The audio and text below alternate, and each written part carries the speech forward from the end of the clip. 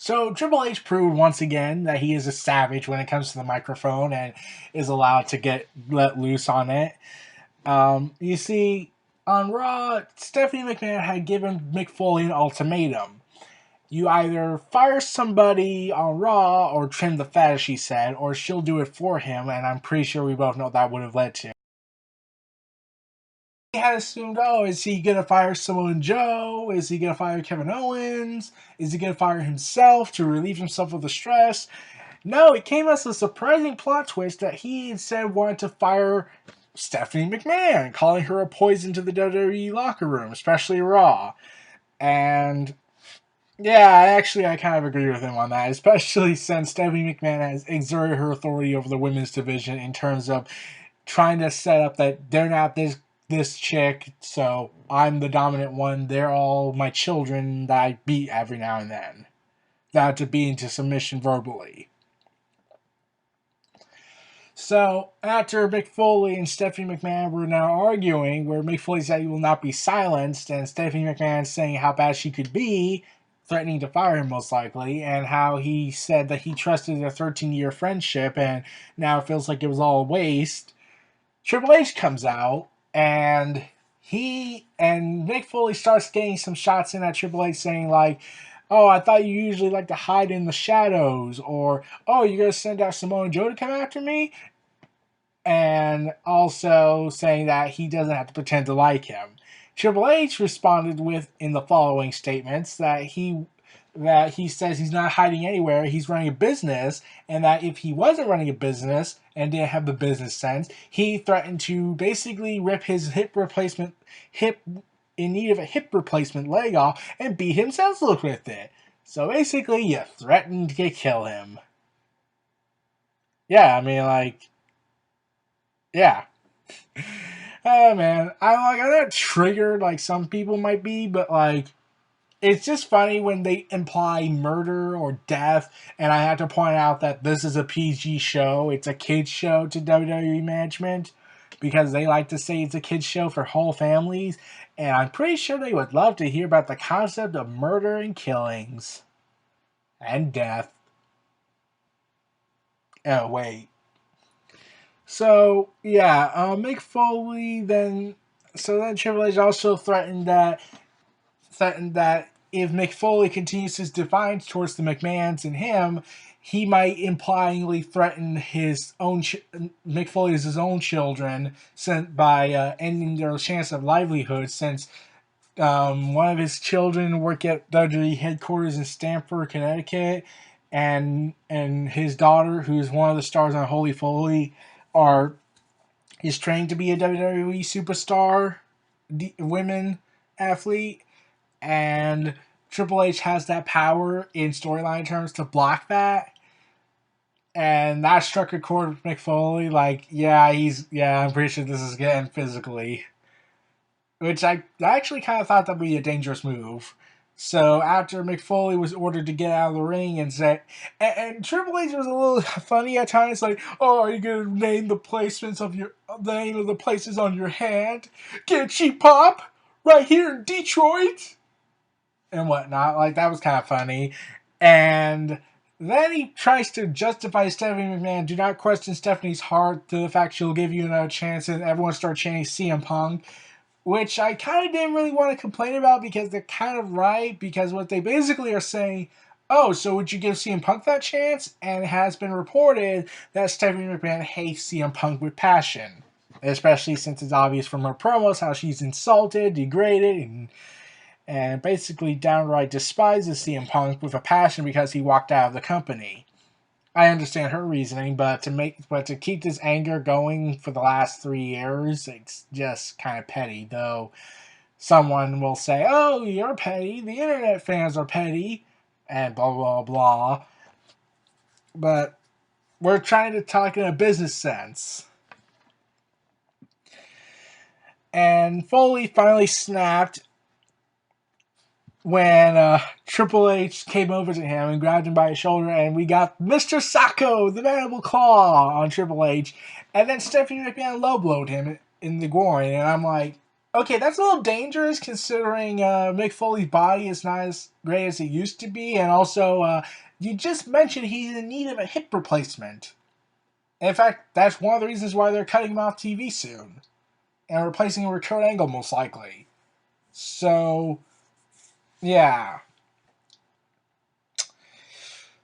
And also, I love the part where Mick Foley claims that Triple H is not creating future stars; he's creating his own personal army. Like I would think, like if they ever did a storyline where Triple H was finally removed from power, since he's still technically the COO, he could use that personal army to start a coup d'état against the WWE establishment and basically take over the company for himself and launch a civil war, which would be an awesome storyline if they actually did that. But they would have to have balls for that. So yeah. Triple H also degraded Mick Foley's charity work, which I thought was going a little too far, and how he likes to tell stories to people all over the world about what he used to be. And Mick Foley defends his statements by saying he's proud to be the guy he used to be, and he's proud to be who he is, which I commend with respect. And then after Mick Foley attacked Triple H and Stephanie McMahon low blowed him, it looked like Triple H was going to beat Mick Foley senseless. We all know that was not going to happen. But I was wondering, wait, who's coming? But who's going to make the save? Is it Seth Rollins? Well, he's still injured. Is it Finn Balor? Like, he's been cleared to return.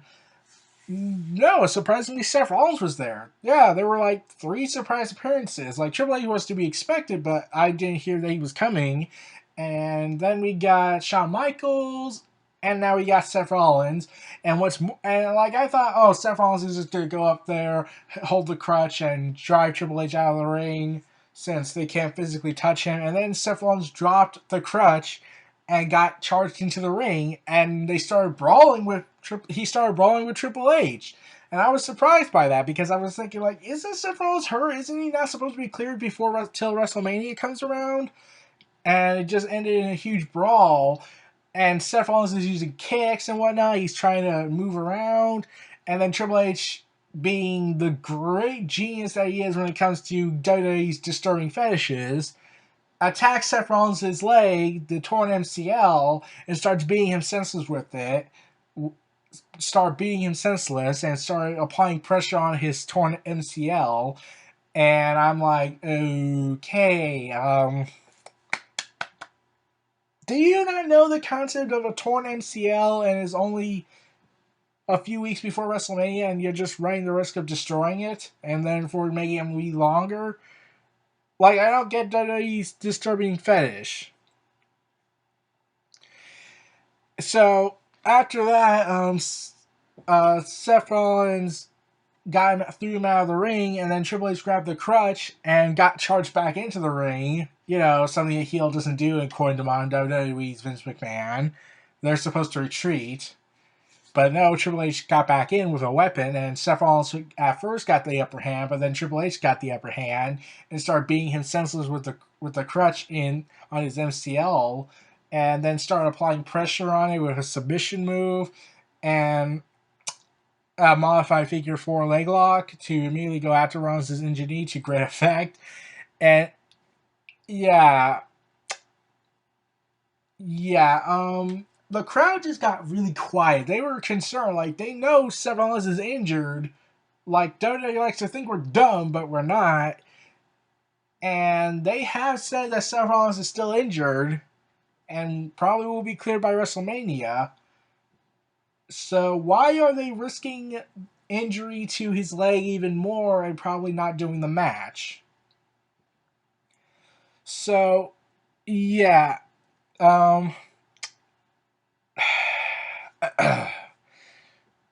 Yeah, I don't know what's gonna happen on that. So after Triple H was finally let go from by the referees after they tried to stop him, the show ended. But it ended with a clip with a scene of Triple H grabbing the crutch again and hitting Seth Rollins' leg, causing him to collapse back onto the canvas. Now let's go into the things I liked and didn't like.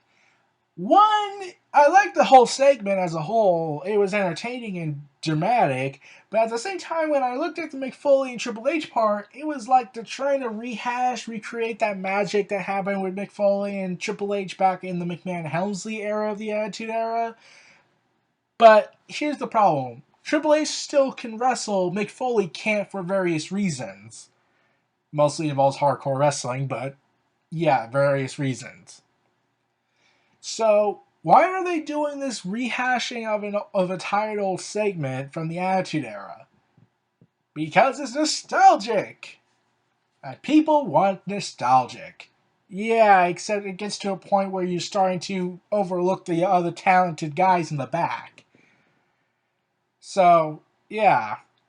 And then when Mick Foley came out, I thought it was... And when Mick Foley was low blood, I thought that was a dangerous idea because Mick Foley is in need of hip replacement surgery, and just like The Undertaker, and they're doing this? Like, Undertaker can barely keep going. Like, he was banged up after only being in the Royal Rumble for, like, what, 8 minutes? So, yeah, I don't know how they got away with that, but they did. I'm pretty sure Mick Foley approved of it, but still, it's the principle of the matter to me. Like, you shouldn't really risk further damaging someone's health. And then we got to Seth Rollins' unexpected somewhat comeback, because a report came out the next day that Seth Rollins has been cleared by the doctors to do some brawling style wrestling, albeit with restrictions. So they can't let him go all out, or else they'll run the risk of hurting him again. But at the same time, I'm thinking, like, WWE doesn't care about that. They want results, regardless of the cost. Which is why they have Triple H horribly worsen the injury to Seth Rollins' MCL, especially with a crutch and a figure 4 leg lock customization. So yeah, I ultimately enjoyed this segment, but I was voicing concerns to myself, like, oh god, like, could you not stop with this injury attack fetish? Like, it's to be expected, but it just aggravates me. It's like the second most annoying thing WWE does. The third is incompetent booking. The first one is the death angles. And I've already covered that in the Survivor Series video back in 2015, I believe. Or was it 2016? Yeah, 2015, I believe. So, yeah. So, we're probably going to get Triple H versus Seth Rollins in a match, or at least in a physical brawl, which begs the question, why didn't they do this? If they wanted this brawl to happen, why didn't they just have Finn Balor come out, attacks Triple H, leading to a Triple H Finn Balor match probably, and then Seth Rollins comes out to help Finn Balor as a way to pay back for the whole "hey, sorry I injured you" mentality. And then afterwards after Seth Rollins recovers, then they could do a match. Like, that would have given Triple H a match if Seth Rollins couldn't compete because there's still that up in the air thing. So, aha. But no, we got this brawl that really should have been saved for WrestleMania, and someone else should have made the save. So, yeah. The audience was really quiet when Seth Rollins' leg was being attacked in a modified figure 4 leg lock. It was concerning because, like I said, they know he's injured. So that's the level of heat Triple H can generate. He can make the audience go quiet. Like, everyone was excited, like, oh, Seth Rollins is back, and then the injury being targeted, and they just go really quiet. Like, very quiet. Like, not the Undertaker streak being broken quiet, because that is impossible to replicate, even if they tried.